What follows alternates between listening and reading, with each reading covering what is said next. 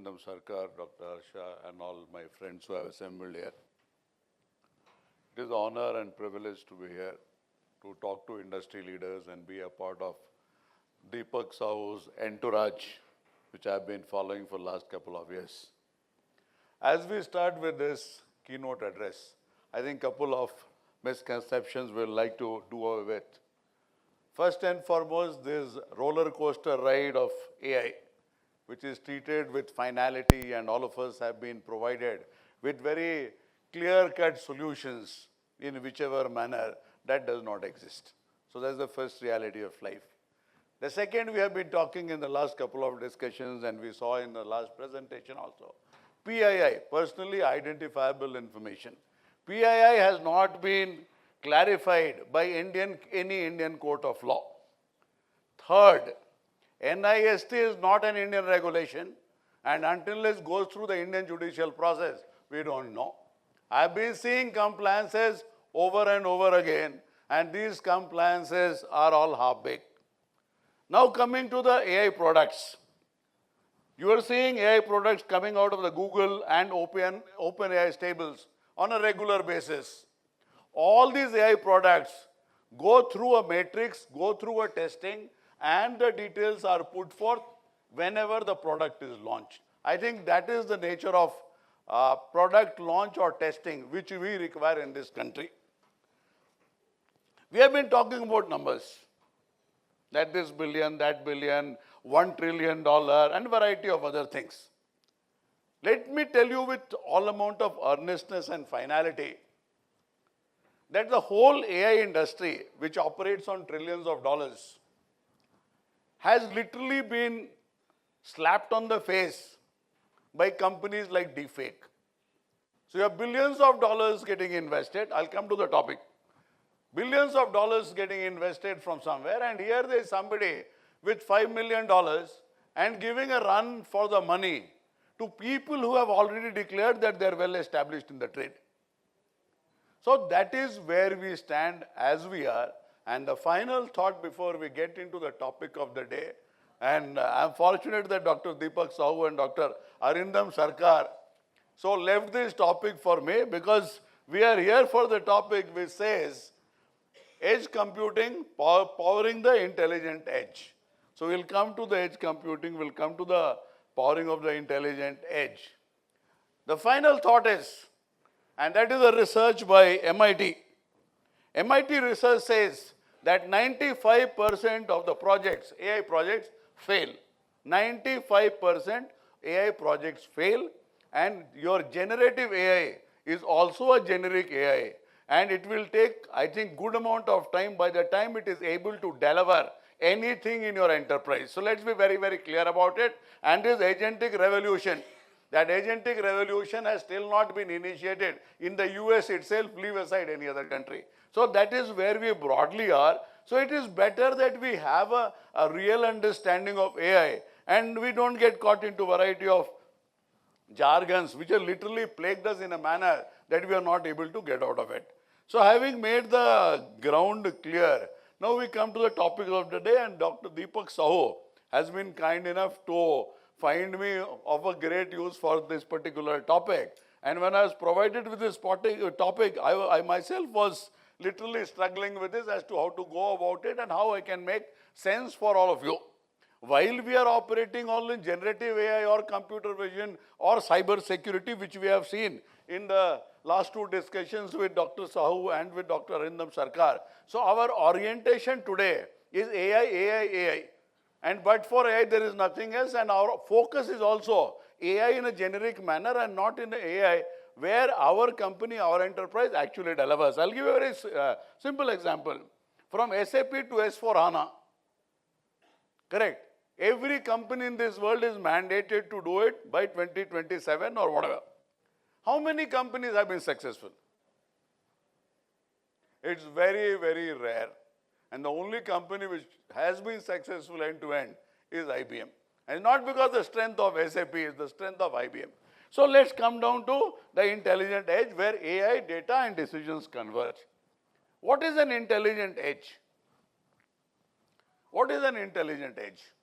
Are you on the edge? Are you guys on the edge? Yes or no? How much are you on the edge? So that is a different edge. The issue is that I have been attending conferences for last nearly 2 decades. And a very candid confession that 98% of those conferences, the topic and the theme itself is missed out. What is this edge? And one very simple suggestion, advice, advisory, whatever you call it. All of us come to the conferences to learn something, right? Am I right? Correct. But we don't prepare for it. We don't prepare for it. It is either a transcript or a borrowed PPT. And now with LLMs and chat GPT and all that, please provide 20-slide PPT with infographics. Nobody in your family knows as to what is coming out of it. Your company does not know. Your CEO does not know. Literally, you have absolutely no idea. It is something like a Satyanarayana Katha. So whatever the Pandit says, and he only brings the ingredients also. Because we have become so delicate and so fragile that the only job left with us is to remain stressed. Full time we are stressed. Talk to any IT fellow. He doesn't have time. I don't know how and why he doesn't have time when he is enjoying, literally he is doing everything. So I will not get into that personal life. That is not correct. That will be a PII. So we leave it at that. So are you on the edge? Or are you? Or where are you? So you said you were on the edge. Now you are saying you are on the cloud. If I tell you something else, you will say I am in Chancery. So you don't know precisely where you are. That's the biggest challenge. So you carry a gadget, the way the gadget dictates is where you are. In the very same manner, now Dr. Deepak Sahu told me that you get in the edge.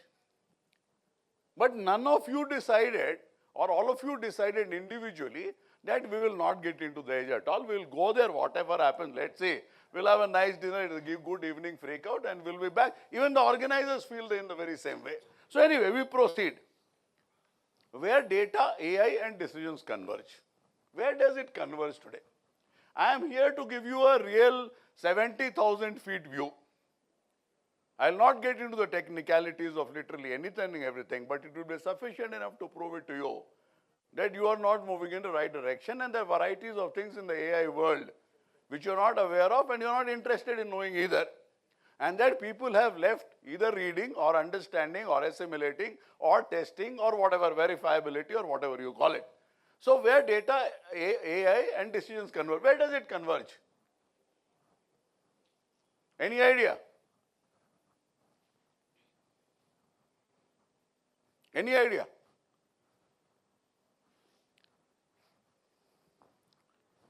Anybody, at least one answer.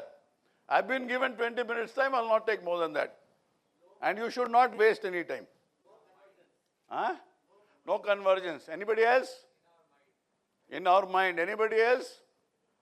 In the Iceland data center? Anybody else? Where does it converge? It converges in boardrooms and data centers across the globe. It converges in boardrooms and data centers across the globe. And I'm happy Dr. Arindam Sarkar is trying to put the man in the loop. The man is nowhere in the loop. Reasoning, inference, cognition is all gone. That is where we stand. So anyway, we will move further. Where do you want this data, AI and decisions to converge? Where do you want? Okay, it's not there, wherever it is. The same place where data was generated in the very same manner as per the DPDP Act, that you are the principal owner of the data, right? Okay. So where the data is generated, there the decision will be made. But why you want the decision to be there? There is a camera, data is being generated there. Possibly there is no purpose of decision being taken there. I have seen people hanging around, the fellow who puts a camera and the fellow who is running the algorithm fellow does not know the technical specification of the camera, leaving aside installing it. And the camera fellow does not know what algorithm is. Might be he even can't write an algorithm. And the capability with the English language of the tech is, I think God only can save. And finally, unfortunately for them, the LLM understands only English language and nothing else. So there's another challenge which is being thrown on them. So we want the convergence to happen on the edge, right? But you are not able to define what the edge is. So basically it's a transition from the cloud to the edge. When we are talking of corporate boardrooms, when we are talking of algorithms, we are talking of data centers, primarily means that it is not where it should be. And there's another dimension which I'd like to add is that very little of this is happening in Indian boardrooms and Indian data centers. So we're just the backwaters. That is nearly all. So it should move. Now the future of AI, broadly what is happening is that we are bystanders. If any of you have been reading, you will know Harari. So he says that if you are not engaged with your future, then when the future slaps you, then possibly you cannot say anything because you have not been engaged. You are pretty engaged with parties, with dinners, your kids, your personal accomplishment, your CVs and all that. So I think the whole CV industry combined in this country cannot deliver me $5 trillion, right? So we are talking about this, that which Gartner or which McKinsey predicted that there will be a $5 trillion company? Any of you? Which McKinsey or Gartner predicted that there will be $1 trillion increase in valuation in around 3 to 4 months? So let's not get into numbers. Numbers come and go. We have seen these numbers, and Indian numbers are primarily meant for the startup project report or for conferences like this. Correct. It's not for anything else. They will say it is a $10 billion industry in India. Even if I get 0.5%, I will have a turnover of 5,000 crores. Those 5,000 crores, 5 crores you will not get. Okay, those guys are there. Why should they come to you?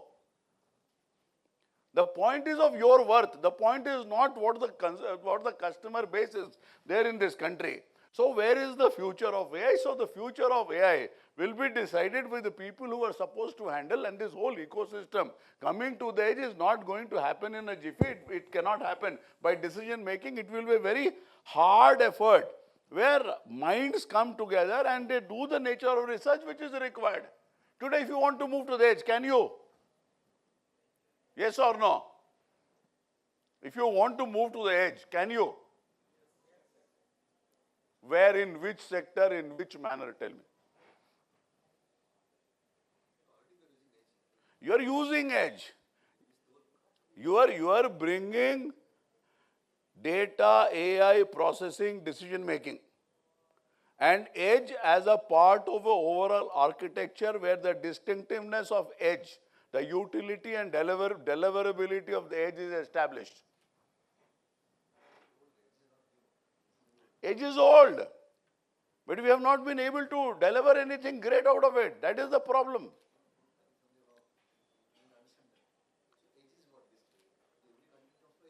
Huh?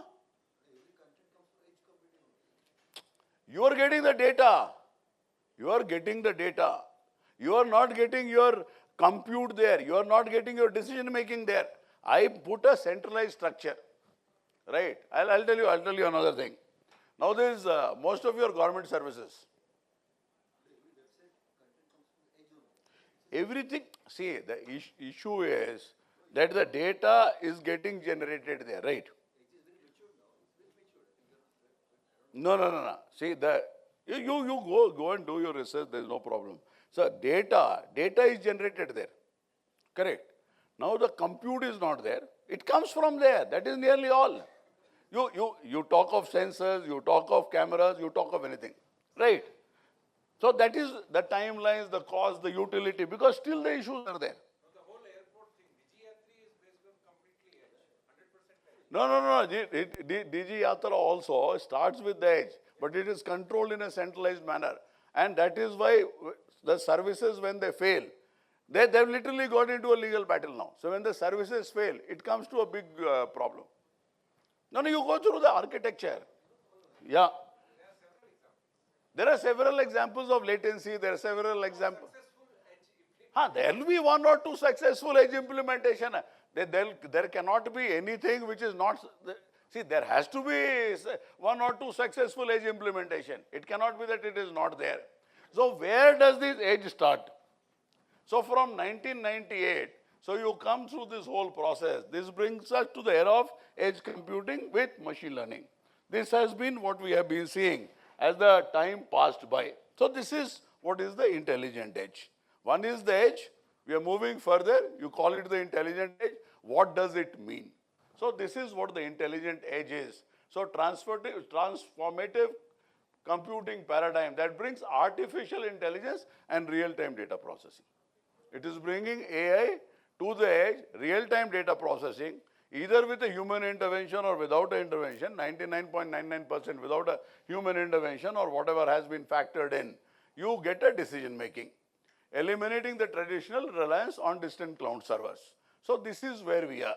So this fundamentally reshapes how we collect, analyze, and act on data. So primarily what is coming together is edge computing, artificial intelligence, and Internet of Things. So the seamless way which it comes together will be delivering you another element which is beyond cloud, which will provide you the nature of compute, nature of decision making, and the manner of data collection which would be required for that particular usage. So where is it is all around the place. So you start from a manufacturing floor, building, campus, city, literally everywhere. So the edge is where the action is. Edge has been there for quite some time, at least in 1998. We have been calling it the edge, and Cisco has come and defined another fog computing. All those things have happened. Now it is primarily with the AI coming in. The capabilities which are there with the data centers, the capabilities which are there with the big data companies, with the LLMs, with variety of things, that needs to come to the edge. So this is where we are. There are areas, and the main areas we will go as we move further. We're talking of healthcare.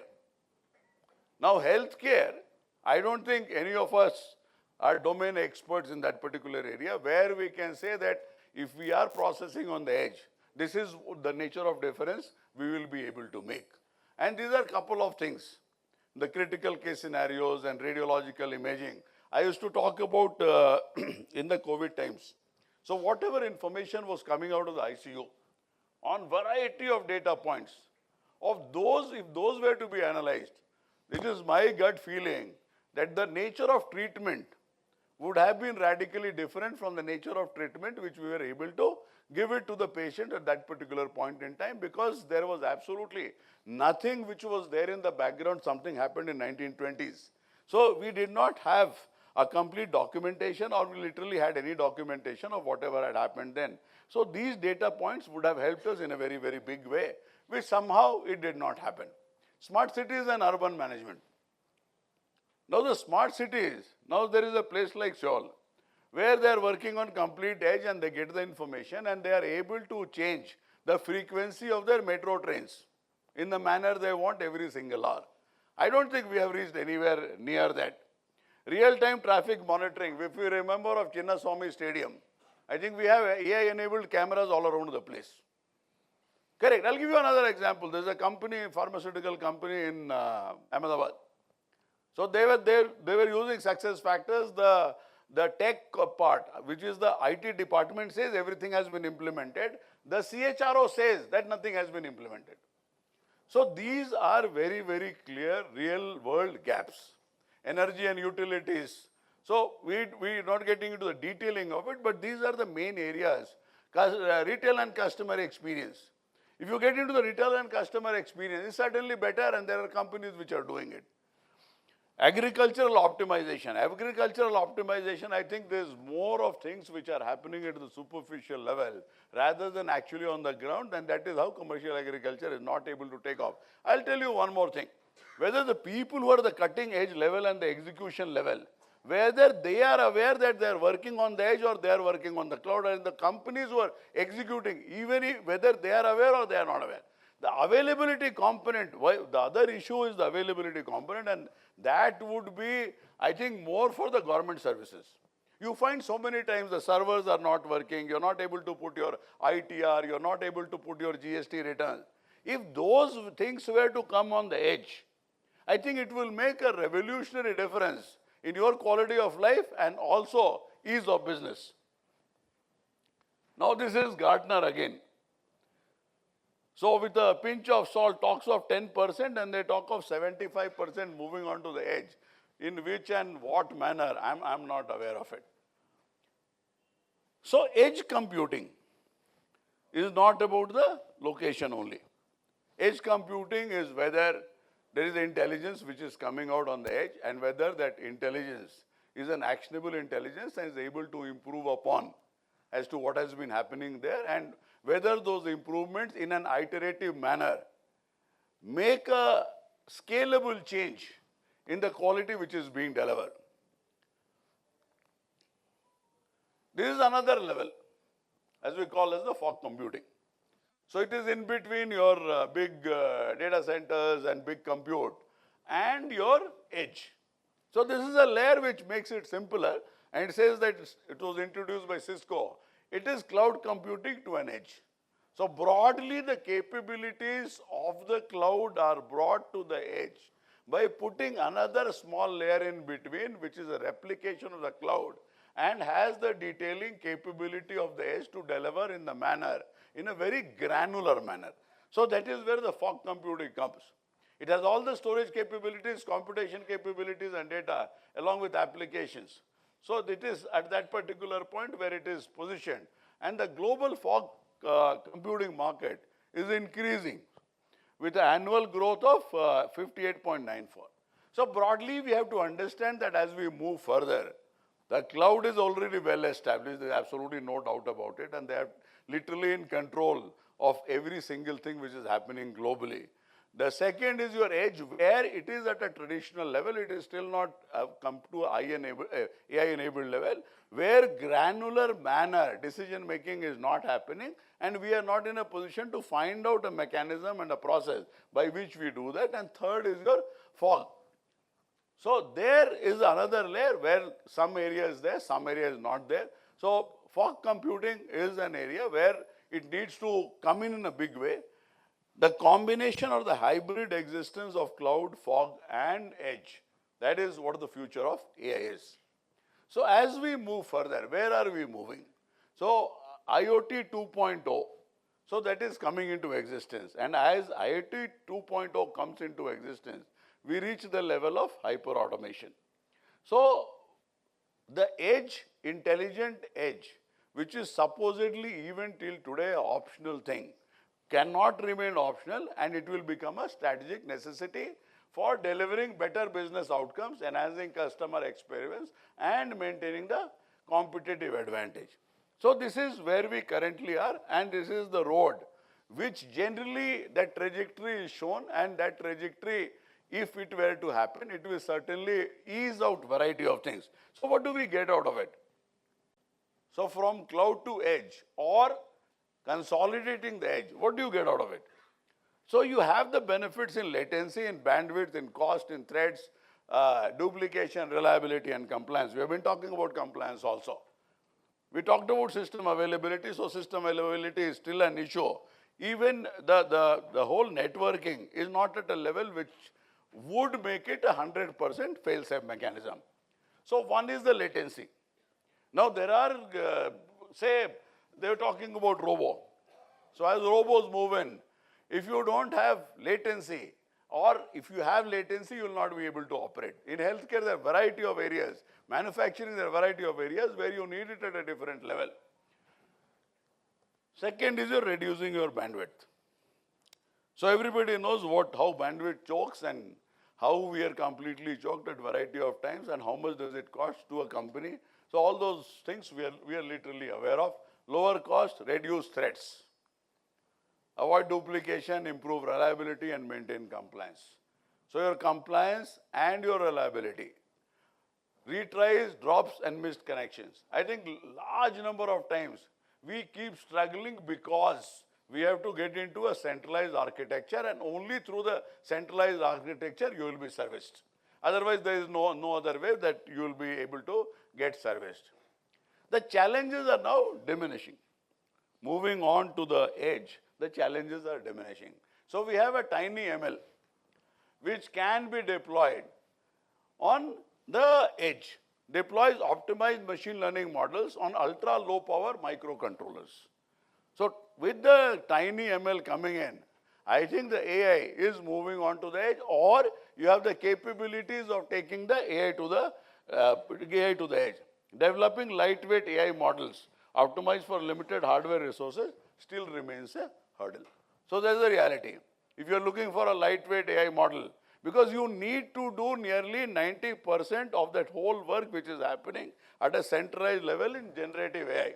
However, advanced in neural network compression, federated learning, and hardware acceleration. So they are moving in the direction, it is in the interest of everybody that the edge becomes intelligent and decision making happens there. So this is the future convergence model. It's not that edge is replacing the cloud or that fog computing will become the only layer. It is a combination depending on the requirements of all these systems of computing which will deliver you the maximum advantage. So it's a complementary model. Cloud manages long-term analytics, critical data processing locally is done by the edge, and a hybrid approach combines responsiveness of edge computing with analytical power and scalability. So this is broadly the general thought process globally as to the direction which we will move. There is no denying the fact that there are big companies, IT behemoths, and AI first companies who want to run the world in the manner they do. And they are not bothered about in which direction they need to go. Depending on the product, depending on the strength, they will take you in whichever manner they want to. So this is the strategic foresight. Now we were talking about that there is intelligence on the edge, right? Now the intelligence on the edge today is very, very limited. So we start with retrofitting couple of softwares, couple of tools on the present edge devices.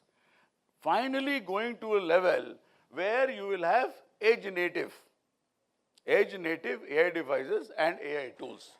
Autonomous systems, cloud edge computing, continuum, not competition, and edge becoming a default level of the enterprise IT.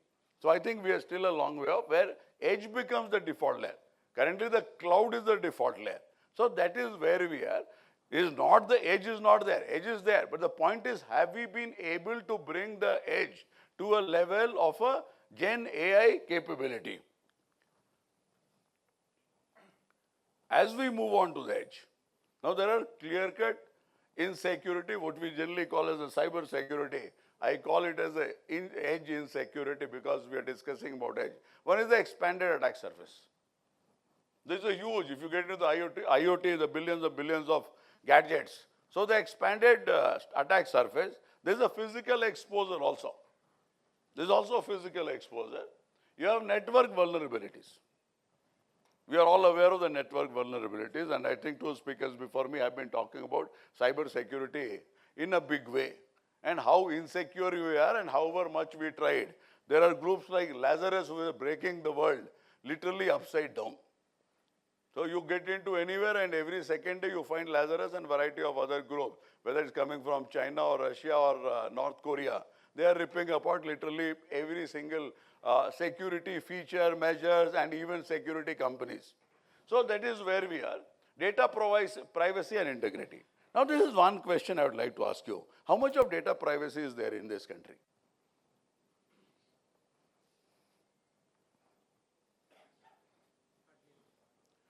Dr. Deepak Sahu says hardly anything. Any other reply? How much of data privacy we have?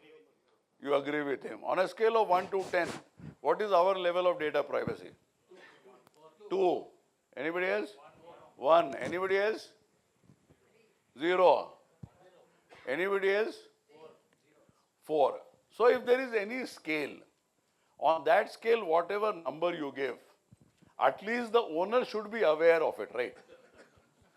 So I am 20% in that deep trash. So how many of the owners are aware as to what percentage of trash they are in? They are just not aware. Correct. And your investment scam, your job scam, your digital arrest, and you name it, you have it, to have lakhs and lakhs of cases. Where does that come out from? Because literally every PII is compromised somewhere or the other. And if you guys remember right, in 2018, if I'm not mistaken, Edward Snowden said that huge amount of UID data is compromised. So from 2018 to 2025, the government has not been able to reply. So that's one part of the story. The second part of the story is might be your right to privacy is one of the biggest unanimous judgments the Supreme Court has ever given. It was a 9-member bench or 11-member bench. This is one of its kind, and this became a fundamental right. I think the rules have just been legally codified or gazetted, whatever you call it. So from 2017 to 2025, and if you go through the rules, you will well realize as to where we are. We have been talking about GDPR for a long, long time. So this whole data privacy, for your understanding, let me make it very, very clear. So this is a game which everybody is playing. So the government says we have done it. The private sector and the IT behemoths, they know there will be some amount of fines here and there. The judiciary feels that 1 or 2 judgments will take care of the whole thing and things will go as they are. Which regulatory agency in this country or globally understands data life cycle in any of the big IT behemoths? Is there any regulatory authority or any government across the world which can confidently say that they understand the data life cycle in any big company? Is there any mechanism to audit? Nothing. So that is where we are. There will be a couple of other players who will come into the game. They will also make money and they will move forward. So that is broadly where we are. So data privacy is not the issue. The issue is how do we resurrect our data? And whether the governments are aware or they're just not aware or they're just not bothered. So anyway, we move further. AI-specific threats, as we move further, it will be, I think the whole battle will be fought between AI to AI. So your capability, your competence, your expertise in handling AI versus the adversary's capability in handling AI. So that is where the challenge will go. And with every single war which is happening in this world, I think there is a cyber war also which happens simultaneously with that war trying to bring down the other nation. It was happening at the time of Operation Sindoor also. It is happening in the Ukraine war. It is happening everywhere. So AI-specific threats, how much of AI at the regulatory level, at the investigative level, at the intelligence gathering and sharing level is being used. So I think that is left to everybody's imagination. So security principles and architecture, zero trust at edge. Now zero trust at edge. Now all these things which I am talking about or all of us talk about, how do you execute that? How do you implement? How do you get a compliance? And how do you regularly keep on upgrading? I think Wazir X and all that you people have heard of. Correct. Now 16 months that company was out of operation. For a company to be out of operation for 16 months, you can well understand what would be the capability or the damage or the crisis which the company would be facing, which includes, at the IT level, it includes all your edge. It includes your multi-signature. It includes everything. There are 6 proper signatories to that company. So 4 if can be managed, then you are through. 3 have been managed. 3 have signed, but they are still not able to locate the 4th one. So this is where we are. This is the fate of the edge, and this is the fate of, we have been trying, I'll not be able to tell you where and all that. At least in the computer vision, at least in CCTV, we have been able to get anywhere we feel like. Literally anywhere we feel like. Defense of depth. You're doing it at your data centers, you're doing it at your network, you're doing it at a variety of places. It is not there at the edge. Central government, local autonomy, trustworthy AI, edge intelligence.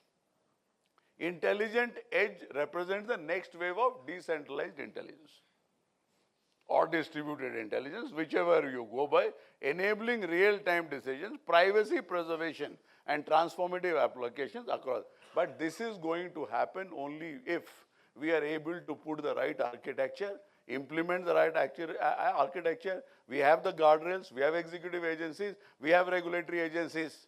Can you tell me as to when this whole concept of pushing AI to the world started? It was a very, very deliberate thing. When did it start? AI started in 1956. When did this whole concept where they felt that AI is not moving further, we have to push it onto the world. And the whole exercise was done in just $2 billion. When did it start? It started in 2015 when OpenAI was created. When these people were convinced of the fact that AI will never become mainstream if we try to sell it in a commercial manner. Then they brought a not-for-profit. That not-for-profit was funded $1 billion or $2 billion then I think Elon Musk or somebody moved out of it and $1 billion was funded by Microsoft. So in $2 billion from GPT-1, 2, 3 till GPT 3.5, nobody knew what GPT was. Correct? Some bright guy, nobody knows who that bright guy is. On GPT 3.5, he put conversational capability. That is all what he did. It could have been done on GPT 1, 2, 3, anything. So he put that conversational capability that transformed, it turned out to be an AI chatbot, and that completely changed what the world is, and it has changed the world for all times to come. Might be that's the biggest discovery, innovation, project development the world has ever seen. So this is broadly where we are. And every single element in this AI world is extremely complex that has been simplified for you for the simple reason that they remain in total control of this whole exercise. Only Bay Area and San Francisco, they are the third biggest economy in the world.